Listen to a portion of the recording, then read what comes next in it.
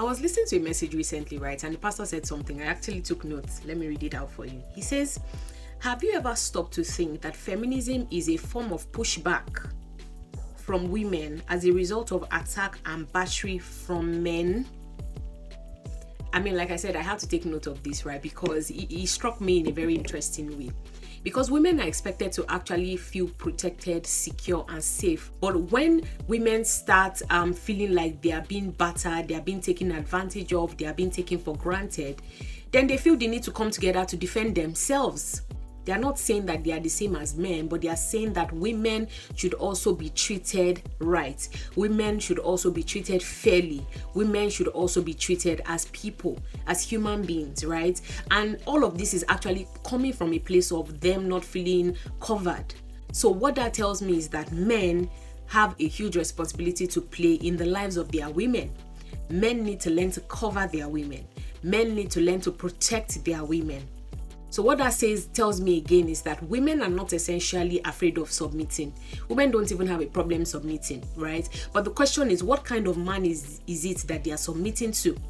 Sometimes men are looking for submission, right? Because the Bible says a woman is expected to submit to her husband.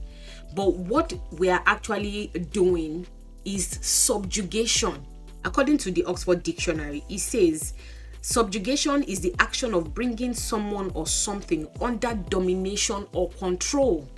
That is what most African men are doing to their women, right? I was listening to a pastor where the pastor was saying that, they went to go and visit a particular couple, and when they got to their house, the woman that came to serve them was completely different from the woman whose picture was on the wall from the wedding.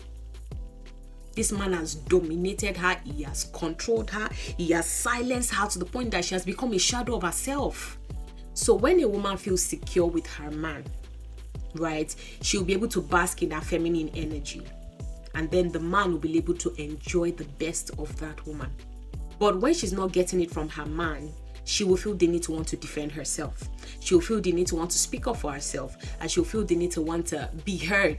Right? So that's why you see sometimes women are coming together trying to, all about women empowerment and all that. All these things sometimes can be coming from a place of them not getting the kind of covering or acknowledgement that they're expecting to get from their men. Those were deep words by the pastor. What do you guys think in the comment section?